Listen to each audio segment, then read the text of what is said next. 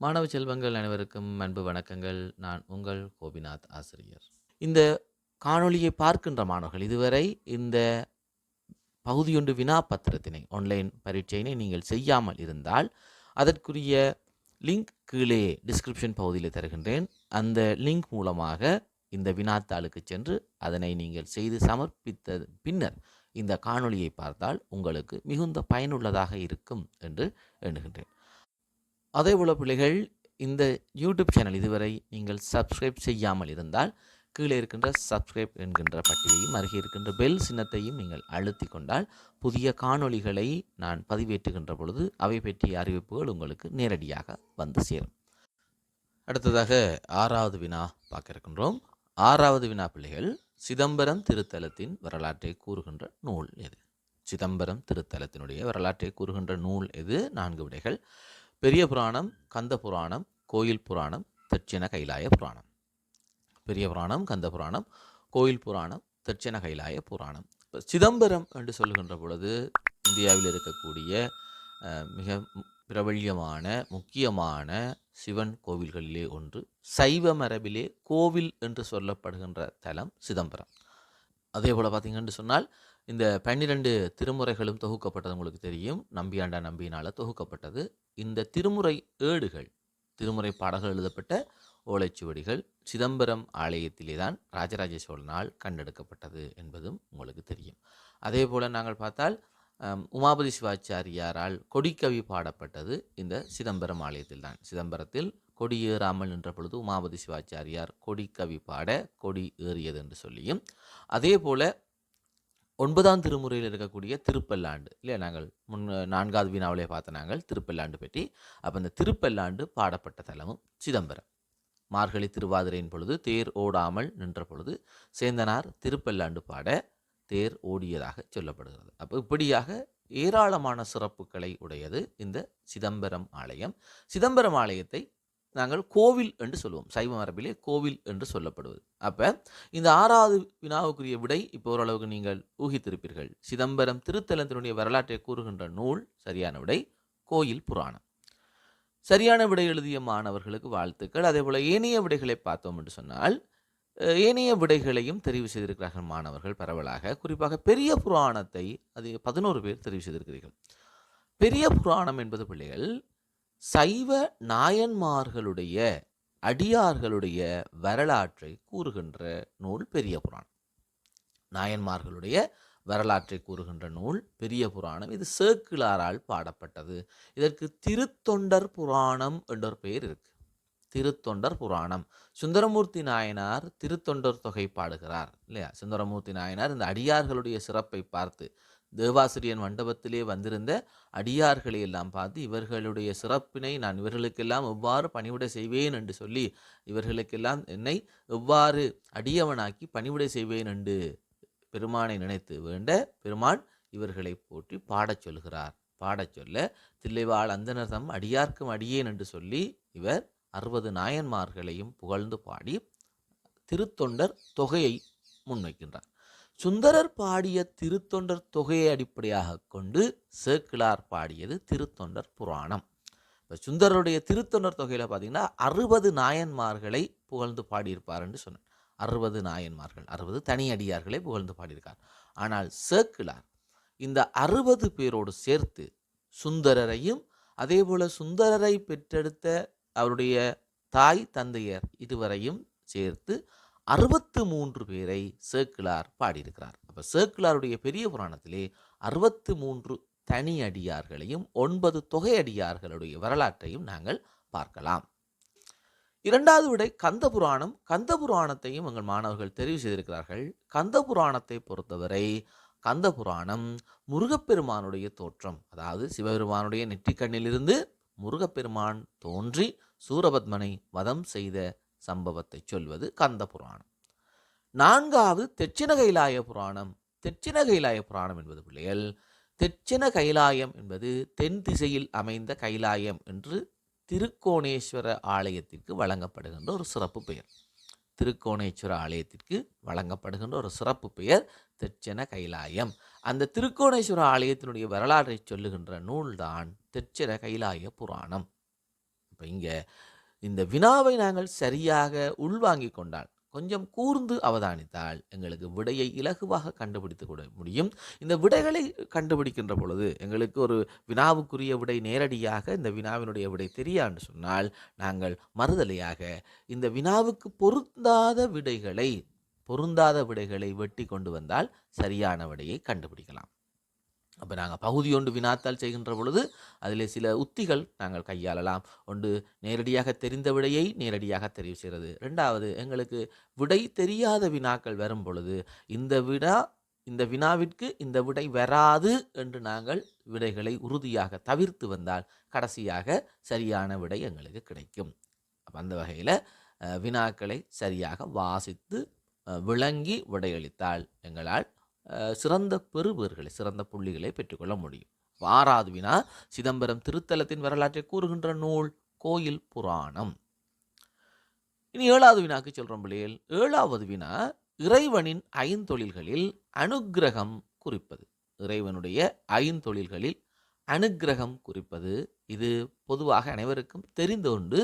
இறைவனுடைய ஐந்தொழில் என்று சொல்வது உங்களுக்கு தெரியும். படைத்தல், காத்தல், அழித்தல், மறைத்தல், அருளல். படைத்தல், காத்தல், அழித்தல், மறைத்தல், அருளல். இந்த ஐந்தொழில்களுக்கு நாங்கள் வேறு பெயர் சொன்னால் சிருஷ்டி, திதி, சம்ஹாரம், திரோபாவம், அனுக்கிரகம் என்று சொல்லுவோம். சிருஷ்டி, திதி, சம்ஹாரம், திரோபாவம், அனுக்கிரகம் என்று சொல்லப்படும். இதிலே கேள்வி அனுக்கிரகம் குறித்து நிற்பது எதனை என்று கேட்டிருக்கிறார்கள்.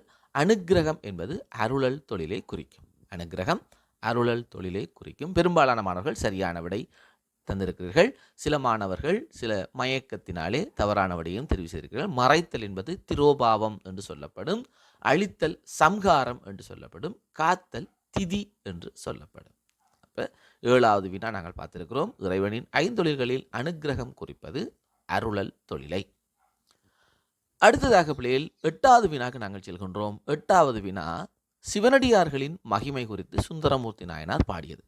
இப்போ பாருங்க, பகுதி ஒன்றை பொறுத்த வரைக்கும் ஒரு வினாவை நாங்கள் செய்கின்ற பொழுது அந்த வினாவோடு தொடர்புடைய அல்லது இந்த வினாவிலே தரப்பட்டிருக்கக்கூடிய விடைகள் இன்னும் ஒரு வினாவிலே கட்டாயமாக வினாவாகவோ அல்லது விடையாகவோ வருவதற்கு சந்தர்ப்பம் உண்டு. இப்போ நாங்கள் அப்போது ஒரு வினா, இந்த கோயில் புராணம் தொடர்பாக பார்க்கக்குள்ள உங்களுக்கு பெரிய புராணம் பற்றி சொல்லுகின்ற பொழுது அதனை விளக்கியிருந்த நான், பெரிய புராணத்துக்கு சுந்தரமூர்த்தி நாயனாருடைய திருத்தொண்டர் தொகைதான் அடிப்படையாக அமைந்தது அப்படின்னு சொல்லி. இப்போ பாருங்க, அது அப்படியே 8வது வினா வந்திருக்கிறது. சிவனடியார்களுடைய மகிமை குறித்து சுந்தரமூர்த்தி நாயனார் பாடியது. அப்போ உங்களுக்கு இப்போ விடை தெரியும். எனது திருத்தொண்டர் தொகை. 4வது விடை திருத்தொண்டர் தொகை. அப்போ ஏனைய விடைகளையும் மாணவ செல்வங்கள் தெரிவு செய்திருக்கிறார்கள். அந்த விடைகளை நாங்கள் பார்ப்போம். முதலாவது, திருத்தொண்டர் திருவந்தாதி என்று சொல்வது. பாருங்கள், சுந்தரமூர்த்தி நாயனார் பாடியது திருத்தொண்டர் தொகை. அந்த சுந்தரர் பாடிய திருத்தொண்டர் தொகையை பிள்ளைகள் வைத்து சேக்கிழார் பாடியது திருத்தொண்டர் புராணம் என்று சொன்னோம். திருத்தொண்டர் புராணம். இந்த திருத்தொண்டர் தொகையையும் திருத்தொண்டர் புராணத்தையும் வைத்து நம்பியாண்டார் நம்பி பாடியது திருத்தொண்டர் திருவந்தாதி. அப்ப சுந்தரர் பாடியது திருத்தொண்டர் தொகை. திருத்தொண்டர் தொகைக்கு சேக்கிழார் பாடிய புராணம் திருத்தொண்டர் புராணம். நம்பியாண்டார் நம்பியினால பாடப்பட்டது திருத்தொண்டர் திருவந்தாதி. 3வது விடை திருச்சிற்றம்பல கோவையார் என்பது மாணிக்கவாசகர் பாடிய. இதுவும் நாங்கள் முன்னுக்கே வினாவிலே பார்த்திருக்கிறோம். மாணிக்கவாசகர் 8ஆம் திருமுறையிலே பாடிய இலக்கியங்கள் 2. ஒன்று திருவாசகம், அடுத்தது திருக்கோவையார். இந்த திருக்கோவையாரைத்தான் திருச்சிற்றம்பல கோவையார் என்று சொல்வது. இதிலேயும் பாருங்கள், திருச்சிற்றம்பலம் என்பது, சிற்றம்பலம் என்பது சிதம்பரத்தை குறிக்கும். இப்போ சிதம்பரத்திலே தேவார ஓலைச்சுவடிகள் கண்டெடுக்கப்பட்டமையினால்தான் நாங்கள் தேவாரங்களை பாடுகின்ற பொழுதும் பாடிய பின்பும் திருச்சிற்றம்பலம் என்று சொல்லுவோம். அந்த சிதம்பரத்தினுடைய சிறப்பென்று சொல்வதற்காக திருச்சிற்றம்பலம் என்று சொல்லுவோம். இந்த திருச்சிற்றம்பலத்தை தில்லை சிற்றம்பலம் என்று சொல்வது. தில்லை சிற்றம்பலம், திருச்சிற்றம்பலம் என்றெல்லாம் சொல்லப்படும். அந்த திருச்சிற்றம்பலத்தில் பாடப்பட்டதனால திருச்சிற்றம்பல கோவையார் அல்லது திருக்கோவையார் என்று பெயர் பெறுகிறது. அந்த வகையிலே 8வது வினா, சிவனடியார்களின் மகிமை குறித்து சுந்தரமூர்த்தி நாயனார் பாடியது சரியான விடை திருத்தொண்டர் தொகை. 9வது வினாவுக்கு போறோம். 9வது வினா பாருங்கள். திருமணச் சடங்கில் மணமகன் மணமகளின் காலை அம்மி மீது தூக்கி வைத்து விரலில் மெட்டி அணிந்த பின்னர் தொடர்ந்து இடம்பெறும் சடங்கு. உங்களுக்கு தெரியும், திருமணச் சடங்கு நடக்கின்ற பொழுது இந்த அம்மி மிதித்து மெட்டி அணிதல் என்ற ஒரு சடங்கு நடக்கும். அந்த அம்மி மிதித்து மெட்டி அணிந்ததன் பின்னர் என்ன நடக்கும் என்றது வினாவிலே கேட்கப்பட்டிருக்கிறது. சரியான விடைபிள்ளைகள் அருந்ததி பார்த்தல் இல்லையா? அம்மை மிதித்து மெட்டி அணிந்த பின்னர் அருந்ததி பார்க்கின்ற சடங்கு நிகழும். இப்போ இந்த விடையை சரியான விடை எழுதியிருக்கின்ற மாணவர்களுக்கு வாழ்த்துக்கள். இதில் ஏனைய விடைகளையும் மாணவர்கள் தெரிவு செய்திருக்கிறீர்கள். பொதுவாக நான் முன்னமே சொன்னது போல சைவநெறி பாடம் அல்லது சமய பாடம் என்பது நாங்கள் பரீட்சைக்காக படிக்கின்ற பாடம் கிடையாது. எங்கள் வாழ்வியலோடு தொடர்புடையது. வாழ்வியலில் நடைபெறுகின்ற நிறைய விடயங்களை நாங்கள் அவதானித்தாலே போதும் இந்த பாடத்தை இலகுவாக சித்தி அடைந்து கொள்ளலாம். இப்போ திருமணச் சடங்குகளுக்கு நாங்கள் செல்லுகின்ற பொழுது அங்கு நடைபெறுகின்ற சடங்கு முறைகளை சற்று கூர்ந்து அவதானித்தாலே எங்களுக்கு போதும் இலகுவாக இதை நாங்கள் படித்துக்கொள்ள முடியும். அப்போ அந்த வகையில் முதலாவது பாருங்கள், மாலை மாற்றுதல் இருக்கிறது. மாலை மாற்றுதல் தாலி கட்டிய பின்னர் நடைபெறுகின்ற ஒரு சடங்கு. திருமணத்திலே தாலி கட்டியதன் பின்னர் மணமகனும் மணமகளும் மாலை மாற்றிக்கொள்வார்கள். அப்போ தாலி கட்டியதன் பின்னர் இந்த மாலை மாற்றம் நடக்கும். இரண்டாவது விடை பாருங்கள், அஸ்தி சஞ்சயனம் என்று தரப்பட்டிருக்கிறது. இந்த அஸ்தி சஞ்சயனத்தையும் 2 மாணவர்கள் தெரிவு செய்திருக்கிறார்கள். அஸ்தி சஞ்சயனம் என்பது பிள்ளைகள் அபரக்கிரியைகளில் உண்டு. நாங்கள் கிரியைகளை 2 வகைப்படுத்தினால் பூர்வ கிரியை அபரக்கிரியை என்று சொன்னால், பூர்வ கிரியை என்பது உடம்பிலே உயிர் இருக்கின்ற பொழுது மங்களகரமான சடங்குகள் என்று சொல்லுவோம். உடம்பில் உயிர் இருக்கின்ற பொழுது செய்யப்படுகின்ற சடங்குகள் பூர்வ கிரியை என்று சொல்லுவோம். அபரக்கிரியை, அபரமண்டா பிந்தியது என்று பொருள். அபரக்கிரியை என்பது உடலை விட்டு உயிர் போன பின்னர் செய்யப்படுகின்ற கிரியைகள் அபரக்கிரியை. இந்த அபரக்கிரியைகளில் ஒன்றுதான் அஸ்தி சஞ்சயனம். அப்போ அஸ்தி சஞ்சயனம் என்றா என்ன? ஒருவர் இறந்த பின்னர் அவருடைய பூத உடலை தகனம் செய்து நெருப்பிலே எரித்து அதிலிருந்து பெறப்பட்ட சாம்பல், எலும்பு முதலானவற்றை நாங்கள் சேகரித்து வைத்திருப்போம் இல்லையா? இறந்த பின்னர் 30வது நாள் அந்தியேஷ்டி கிரியை நடைபெறும் வரைக்கும் அந்த எலும்பு, சாம்பல் என்பவற்றை நாங்கள் சேகரித்து வைத்திருப்போம். அந்த 30வது நாள் ஆற்றிலோ அல்லது கடல் முதலான நீர்நிலைகளிலோ நாங்கள் இந்த சாம்பலை கரைக்கின்ற நிகழ்வை செய்வோம். அதைத்தான் அஸ்தி சஞ்சயனம் என்று சொல்கிறது. அப்போ அஸ்தி சஞ்சயனம் என்றால் இறந்தவருடைய உடலை எரித்து பெறப்பட்ட சாம்பல், எலும்பு முதலானவற்றை 30வது நாளிலே நீர்நிலைகளில் கரைத்தல் என்கின்ற சடங்கினை நாங்கள் அஸ்தி சஞ்சயனம் என்று சொல்லுவோம். அப்போ அபரக்கிரியைகள் 11ஆம் ஆண்டில் இருக்கிறது. அபரக்கிரியைகளையும் பார்த்துக்கொள்ளுங்கள். ரைட். 4வது விடை பாருங்கள். இந்த விடை யாருமே தெரிவு செய்யவில்லை. அஸ்தி சஞ்சயனத்தை கூட 2 பேர் தெரிவு செய்திருக்கீங்க. ஆனால் 4வது விடை யாரும் தெரிவு செய்யவில்லை. ரக்ஷாபந்தனம். ரக்ஷாபந்தனம் என்று சொன்னால் பிள்ளைகள் காப்பு கட்டுதல் என்று சொல்லப்படும். இந்த ரக்ஷாபந்தனத்தை அனைவரும் கும்பாபிஷேக கிரியைகள் திருவிழாக்களிலே தான் வரும் என்று எண்ணிக்கொண்டிருக்கிறார்கள். அப்படி இல்லை, திருமண கிரியைகளிலே இந்த ரக்ஷாபந்தனம் வரும். அதாவது முதலில் நடைபெறுவது ரக்ஷாபந்தனம். திருமண கிரியைகளிலே முதலிலே மணமகனுக்கு காப்பு கட்டுவார்கள்.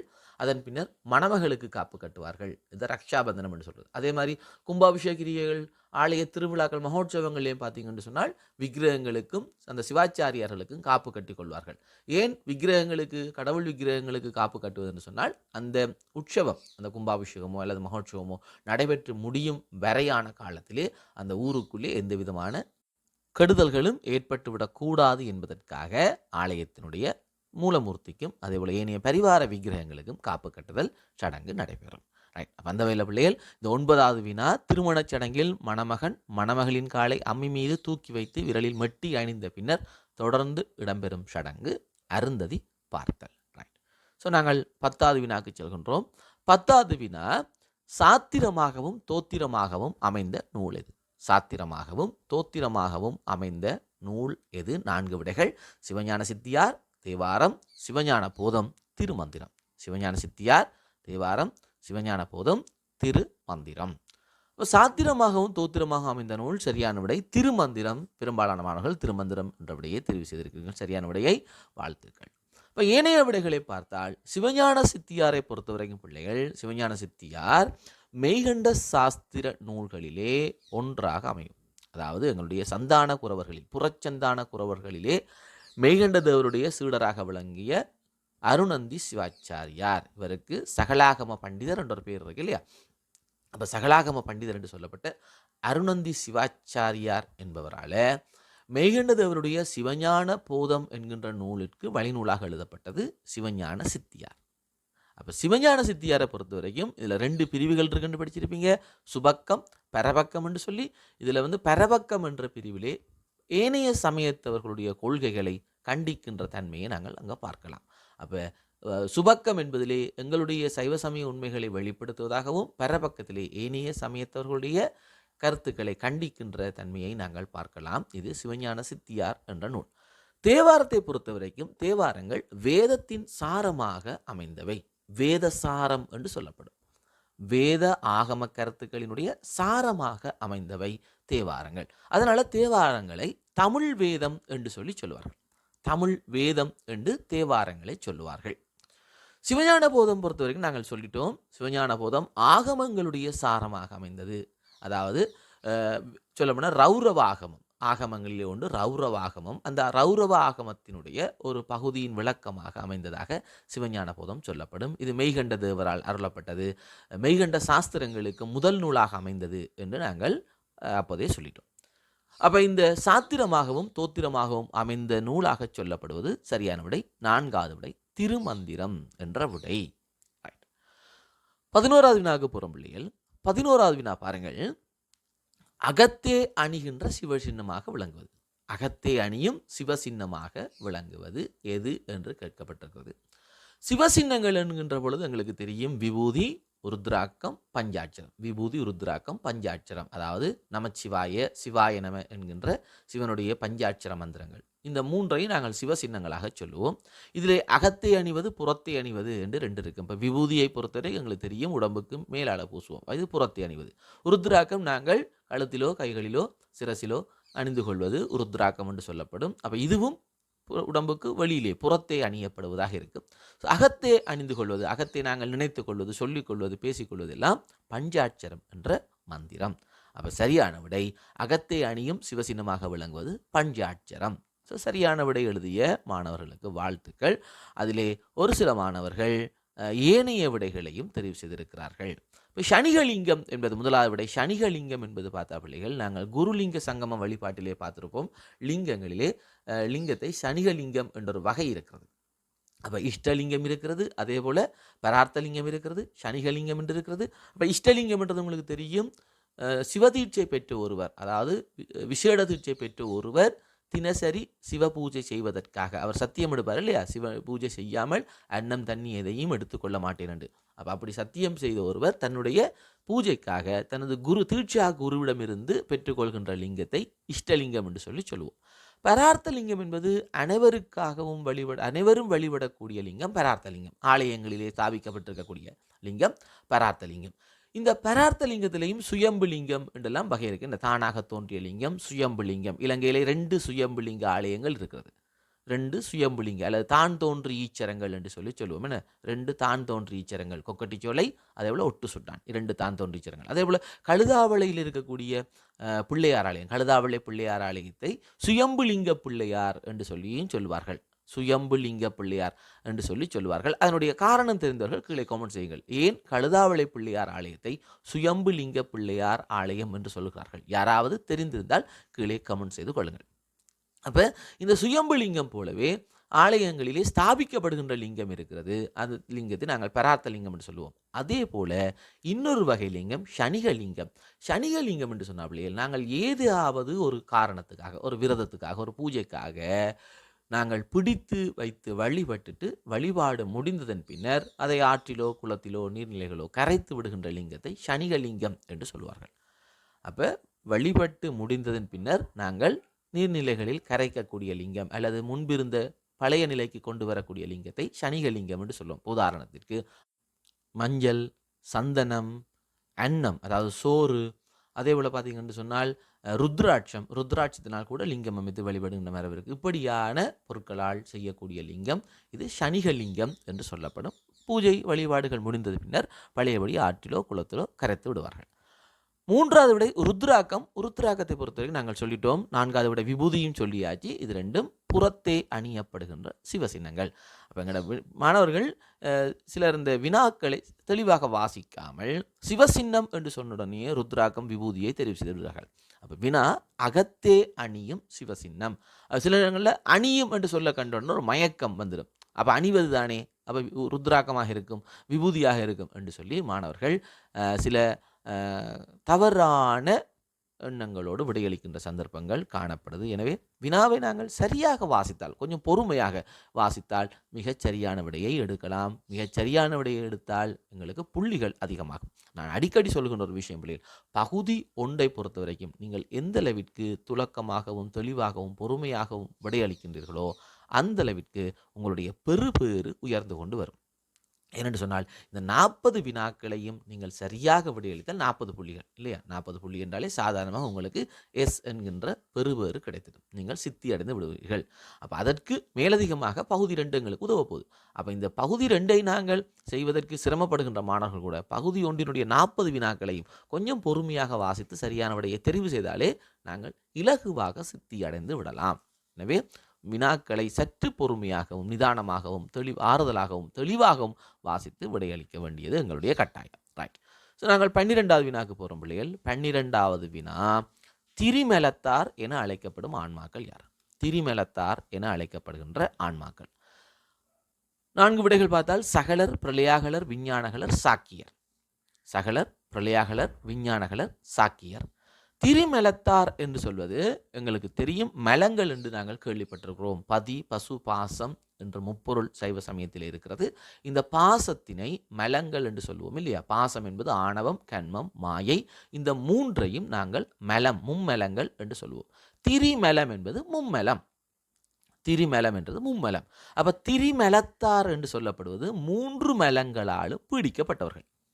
3 மலங்களாலும் பீடிக்கப்பட்டவர்கள். அப்போ 3 மலங்களாலும் பீடிக்கப்பட்டவர்கள் யார் என்று சொன்னால் சகலர். சரியான விடை சகலர். முதலாவது விடை சகலர். ஆன்மாக்களை பொறுத்த வரைக்கும் நாங்கள் 3 வகைப்படுத்துவோம். சகலர், விஞ்ஞானகலர், பிரளயாகலர். அல்லது விஞ்ஞானகலர், பிரளயாகலர், சகலர். விஞ்ஞானகலர் என்று சொல்வது ஆணவம் மட்டும் கொண்ட ஆன்மாக்கள். ஆணவத்தோடு மட்டும் இருக்கக்கூடிய ஆன்மாக்களை விஞ்ஞானகலர் என்று சொல்லுவோம். ஆணவமும் கண்மமும் இருக்கக்கூடிய ஆன்மா, 2 மலங்கள் இருக்கக்கூடிய ஆன்மாக்கள் பிரளயாகலர் என்று சொல்வார்கள். 2 மலமுடையவர்கள் பிரளயாகலர். அதனால் அவர்களை இருமலத்தார் என்று சொல்லுவாங்க. ஆணவம் மட்டும், ஒரு மலம் மட்டும் இருக்கிறவர்கள் விஞ்ஞானகலர், ஒரு மலத்தார் என்று சொல்வது. 2 மலங்களும் உடையவர்கள் பிரளயாகலர், இருமலத்தார் என்று சொல்லுவோம். 3 மலங்களும் உடையவர்கள் திரிமலத்தார் அல்லது மும்மலத்தார் என்று சொல்லப்படுவது சகலர். சரியான விடை பெரும்பாலான மாணவர்கள் எடுத்திருக்கிறீர்கள். வாழ்த்துக்கள். 4வது விடை பாருங்கள், சாக்கியர். இந்த சாக்கியர் என்ற விடையையும் தெரிவு செய்திருக்கார்கள் மாணவர்கள். சாக்கியர் என்று சொன்னால் நாயன்மார்களிலே ஒருவர். சிவலிங்க வழிபாடு செய்து முத்தியடைந்த நாயனார்களில் ஒருவர் சாக்கியர். சாக்கிய நாயனார் ஒரு பௌத்த மத துறவி. இவர் சிவலிங்க பெருமான் மீது பக்தி கொண்டவர். அப்போ சிவலிங்கத்தை வழிபாடு செய்தால் தன்னுடைய பௌத்த துறவிகளோ பௌத்த சமயத்திலோ ஏற்றுக்கொள்ள மாட்டார்கள், தன்னை கண்டிப்பார்கள் என்ற அச்சத்தினால் என்ன செய்தார்? கற்களை பொறுக்கி வைத்து கொண்டு சிவலிங்கத்தை காணுகின்ற பொழுது அந்த இறைவனிடம், நான் இந்த கற்களை பூவாக போடுகின்றேன், இதை பூவாக நினைத்து ஏற்றுக்கொள் பெருமானே என்று சொல்லி மனதார வேண்டி உள்ள முருகி அவர் அந்த கற்களை வீசி எறிவார். அப்போ கற்களை வீசி எறிவதை கண்ட பௌத்த துறவிகள், இவர் உண்மையான பௌத்த துறவி, சைவத்தின் மீது வெறுப்போடு இருக்கிறார், அதனால தான் சிவலிங்கத்துக்கு கல்லால் எறிகிறார் என்று சொல்லி அவரை விட்டு விடுவார்கள். ஆனால் இவர் உள்ளத்தால் மிக உருகி அந்த கற்களை பூக்களாக எண்ணி சிவலிங்கத்தின் மீது போடுவார். சிவபெருமானும் அந்த கற்களை பூக்களாகவே ஏற்றுக்கொண்டு வீட்டில் அவருக்கும் முத்தி கொடுத்தார். அப்போ சிவலிங்க வழிபாட்டின் மூலம் முத்தியடைந்த நாயன்மார்களுள் சாக்கிய நாயனாரும் ஒருவராக இருக்கிறார். அப்போ இங்கே சரியான விடை திரிமலத்தார் என அழைக்கப்படுபவர்கள். முதலாவது விடை சகலர் என்ற விடை. 13வது வினாக்கு செல்கின்ற பிள்ளைகள். 13வது வினா, ஆளுடைய நம்பி எனும் பெயர் கொண்டவர்.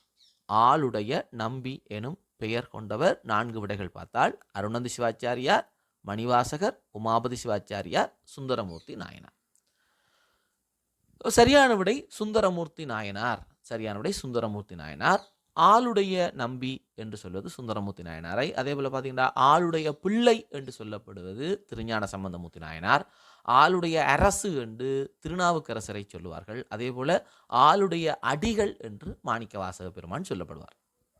ஆளுடைய பிள்ளை, ஆளுடைய அரசு, ஆளுடைய நம்பி, ஆளுடைய அடிகள் என்று இந்த 4 சொல்லப்படுவார்கள். இதில் சரியான விடையை மாணவர்கள் தெரிவு செய்திருந்தாலும் ஏனைய விடைகளையும் மாணவர்கள் தெரிவு செய்திருக்கார்கள். குறிப்பாக அருணந்தி சிவாச்சாரியார். இப்போ அருணந்தி சிவாச்சாரியாருக்கு சகலாகம பண்டிதர் என்ற பேர் இருக்கு. நாங்கள் முன்னுக்கே சொன்னோம், சகலாகம பண்டிதர். இரண்டாவது மாணிக்கவாசகருக்கு சொன்னோம் இப்பொழுது ஆளுடைய அடிகள் என்ற பெயர் இருக்கிறது. அவருக்கு தென்னவன் பிரம்மராயன் என்ற பெயர் இருக்கிறது. அதேபோல வாதவூரன், அவர் பிறந்தது வாதவூர், அதனால வாதவூரன் என்ற ஒரு பெயர் இருக்கிறது. இது மாணிக்கவாசகருடைய பெயர்கள். உமாபதி சிவாச்சாரியாருக்கு கொற்றவன் குடி முதலியார் என்ற பெயர் சொல்லப்படும். கொற்றவன் குடி முதலியார்.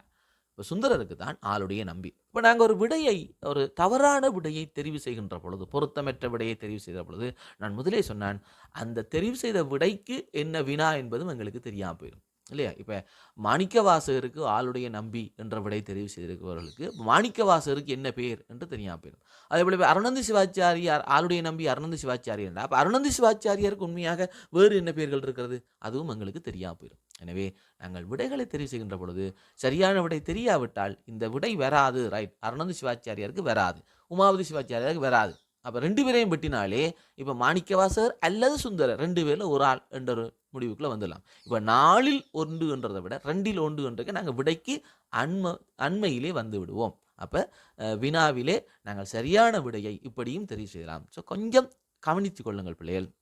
ஏனென்றால் இந்த விடைகளை தெரிவு செய்வது உங்களுடைய இன்னொரு பக்கத்திலேயும் நீங்கள் பகுதி 1ல் வார விடையை வச்சுக்கொண்டு பகுதி 2 செய்யலாம் இல்லையா? பகுதி 1ல் இருக்கிற வினா விடைகளை வைத்துக்கொண்டே பகுதி 2 செய்யலாம். அது கூட உங்களுக்கு இலகுவாகத்தான் இருக்கும். அப்போ அதில் கூட நீங்கள் ஒரு விடையை இங்கே பகுதி 1ல் தவறாக தெரிவு செய்தீர்களா இருந்தால் இதே விடையைத்தான் நீங்கள் பகுதி 2க்கும் கொண்டு போவீர்கள். அப்போ அங்கேயும் ஒரு பிழை வந்துடும். அப்போ பகுதி 1ல் பிழை விட்டீங்கன்னா அதே பிழை பகுதி 2லையும் வந்துடும். எனவே சற்று அவதானமாக நிதானமாக பார்த்துக்கொள்ளுங்கள். ரைட். ஸோ நாங்கள் 14வது வினாக்கு போகிறோம். 14வது வினா, சங்கம வழிபாட்டால் முத்தி அடைந்தவர். சங்கம வழிபாட்டால் முத்தி அடைந்தவர். இப்போ நாங்கள் முன்னுக்கே சொன்னோம் குருலிங்க சங்கம வழிபாடு என்று 3 வழிபாடுகள். அப்போ இந்த 3 வழிபாடுகளையும் யார் யார் என்னென்ன வழிபாடுகளில் நின்று வழிபட்டார்கள் என்று எங்களுக்கு தெரியும். இப்போ யார் யார் என்னென்ன வழிபாடுகளில் நின்று வழிபட்டார்கள் என்று தெரிந்தால் மிக இலகுவாக போயிடும். சங்கம வழிபாடு என்று சொல்லுவது, சங்கமம் என்றால் சிவனடியார் கூட்டம். அப்போ சிவனடியார் கூட்டத்தை எவ்வாறு வழிபடுவது? சிவனடியார்களுக்கு அமுது கொடுப்பது, அவர்களுக்கு பணிவிடைகள் செய்வது, இதுதான் சங்கம வழிபாட்டுக்குரியது. அப்போ சங்கம வழிபாட்டு என்றால் சிவனடியார்களுக்கு அமுது கொடுத்தோர். அப்படி பார்த்தால் இங்கே 4 விடை இயற்பகை நாயனார், திருமூலர், பூசலார், மெய்கண்டார். இயற்பகை நாயனார், திருமூலர், பூசலார், மெய்கண்டார். இப்போ இதில் நாங்கள் நேரடியாக விடை, எங்களுக்கு சரியான விடை நாங்கள் எப்படி கண்டுபிடிக்க போகிறோம்? வராத விடைகளை நாங்கள் வெட்டி கொண்டு வருவோம். இப்போ பார்த்தீங்கன்றால் முதலாவது இயற்பகை நாயனார், சரி, அவர் அப்படியே வச்சிருவோம். ரெண்டாவது திருமூலர். திருமூலரை பொறுத்த வரைக்கும் திருமந்திரத்தை இயற்றினார் என்று தெரியும், பாடல்களை பாடியிருக்கார் என்று தெரியும். அப்போ இறைவனை சிவலிங்க திருமேனியை வழிபட்டிருக்கிறார் என்று தெரியும். உள்ளம் பெருங்கோயில், உடம்பு ஆலயம் என்றெல்லாம் சொல்லி இறைவனை பற்றியெல்லாம் பாடியிருக்கார், கிரியைகள் பற்றியெல்லாம் சொல்லியிருக்கார். அப்போ திருமூலர் சிவலிங்க வழிபாட்டோடு தொடர்புடையதாக இருக்கிறார். சரி. 3வது விடை பூசலார். பூசலார் பெருமான் எடுத்து பார்த்தால் இவர் உள்ளத்தினால் கோவில் கட்டியவர் என்று சொல்லுவார், மனதால் கோவில் கட்டியவர் என்று சொல்லப்படுவார். அப்போ அவரும் சிவலிங்க வழிபாட்டோடு தொடர்புடையவர். திருமூலரை பொறுத்த வரைக்கும் குரு வழிபாட்டிலும் வருவார். அவர் சித்தர்கள் பரம்பரையிலே வந்தவர். அப்போ குரு வழிபாட்டிலும் வருவார், சிவலிங்க வழிபாட்டிலும் வருவார். பூசலார் சிவலிங்க வழிபாட்டுக்குரியவர். 3வது மெய்கண்டார். மெய்கண்டாரை பொறுத்த வரைக்கும் நாங்கள் அப்போது பேசினாங்க சந்தான குறவர்களிலே ஒருவர். அப்போ சந்தான குறவர் என்று சொன்னால் அவரும் குரு வழிபாட்டில், குரு பாரம்பரியத்திலே வருபவர். அப்போ இங்கே பாருங்க, திருமூலர் குரு வழிபாட்டிலே வருவார், மெய்கண்டார் குரு வழிபாட்டிலே வரார். திருமூலர் சிவலிங்க வழிபாட்டுக்கும் வருவார், பூசலார் சிவலிங்க வழிபாட்டுக்கும் வருவார். அப்போ இங்கே வராதவர் யார்? இயற்பகை நாயனார். அப்போ எங்களுக்கு இயற்பகை நாயனாரை பற்றி அறிமுகம் இல்லை என்று சொன்னாலும் மற்ற 3 பேரும் தெரிந்தவர்கள், அவர்கள் வரமாட்டார்கள் என்றால் சரியான விடை இயற்பகை நாயனார் என்று விடைக்குள்ளே வந்துடலாம். அப்போ இதுதான் சரியான விடையை கண்டுபிடிக்கின்ற வழி. அப்போ சரியான விடை இயற்பகை நாயனார். அப்போ இயற்பகை நாயனார் என்ற விடையை 20 மாணவர்கள், அதாவது அரைவாசிக்கும் குறைவான மாணவர்கள் தான் தெரிவு செய்திருக்கிறார்கள். பூசலார் நாயனாரையே 15 மாணவர்கள் தெரிவு செய்திருக்கிறார்கள். இப்போ நாங்கள் விடைகளை அணுகின்ற பொழுது எவ்வாறு விடையை கண்டுபிடிக்கலாம் என்று கூட நான் சொல்லியிருக்கிறேன், கவனித்து கொள்ளுங்கள். ஸோ 14வது விடை சங்கம வழிபாட்டினால் முத்தி அடைந்தவர் இயற்பகை நாயனார். 15வது விடைக்கு போகிற பிள்ளைகள். 15வது விடை தாம் பாடிய திருவாசக பாடல்களின் பொருள் என்று மாணிக்கவாசகர் சுட்டிக்காட்டியது. தாம் பாடிய திருவாசக பொருள், பாடல்களுடைய பொருள், அதாவது மாணிக்கவாசகர் திருவாசக பாடல்களை எல்லாம் பாடிவிட்டார். அதை பாடுகின்ற பொழுது சிவபெருமானே நின்று அவற்றை கேட்டு ஓலைச்சுவடியிலே எழுதுகிறார். அதே போல் நாங்கள் முன்னுக்கே சொன்னோம், திருவாசகம் பாடி முடிந்த பின்னர் பாவை பாடிய வாயால் கோவை பாடுக என்று சிவபெருமானை கேட்டு மாணிக்கவாசகர் திருச்சிற்றம்பல கோவையாரை பாடுகிறார். இதையெல்லாம் கேட்டு எழுதி அந்த பெருமானுடைய பாதங்களில் வைக்கிறார்கள். இந்த பாடல்களுடைய பொருள் என்ன என்று சொல்லி எல்லோரும் கேட்ட பொழுது, இந்த பாடல்களின் பொருள் இந்த ஈசன்தான் என்று சொல்லி தான் பாடிய திருவாசக பாடல்களுடைய பொருளாக மாணிக்க வாசகர் யாரை காட்டுகிறார்? எங்கே பாடினார்? திருவாசகங்களை பாடினார், சிதம்பரத்திலே பாடினார் என்று சொன்னோம். அப்போ சிதம்பரத்தில் இருக்கக்கூடிய நடராஜ பெருமானை சுட்டிக்காட்டி, இவர்தான் நான் பாடிய பாடல்கள் அத்தனைக்கும் பொருளாக இருப்பவர் இவர்தான் என்று சொல்லி தில்லை நடராஜ பெருமானை மாணிக்கவாசகர் சுட்டி காட்டுகிறார். சரியான விடை தில்லை அம்பலத்தரசனை. அம்பலம் என்பது சிற்றம்பலம். நாங்கள் முன்னே சொன்னோம், சிற்றம்பலம் என்பது சிதம்பரத்தை குறிக்கும். அம்பலம் என்றால் சபை. அவர் நடராஜ பெருமான் நடனமாடக்கூடிய சபை, சிற்சபை என்று சொல்லுகின்ற இடத்தை தான் சிற்றம்பலம் என்று சொல்லுவோம். தில்லை சிதம்பரம், தில்லையிலே இருக்கக்கூடியது. தில்லை, சிதம்பரத்துக்கு தில்லை என்ற பெயரும் இருக்கிறது. அப்போ இந்த இறைவனை சுட்டி காட்டுகிறார். அப்போ சரியான விடையை மாணவர்கள் அளித்திருந்தாலும் ஏனைய விடைகளையும் எங்கள் மாணவர்கள் தெரிவு செய்திருக்கிறார்கள். இப்போ குறிப்பாக 2வது விடை திருப்பனந்தாள் ஈசன். இந்த திருப்பனந்தாள் நாங்கள் எங்கே பார்த்துருக்கோம்? குங்கிலிய கலைய நாயனாருடைய வரலாற்றிலே நாங்கள் பார்த்துருக்கிறோம்.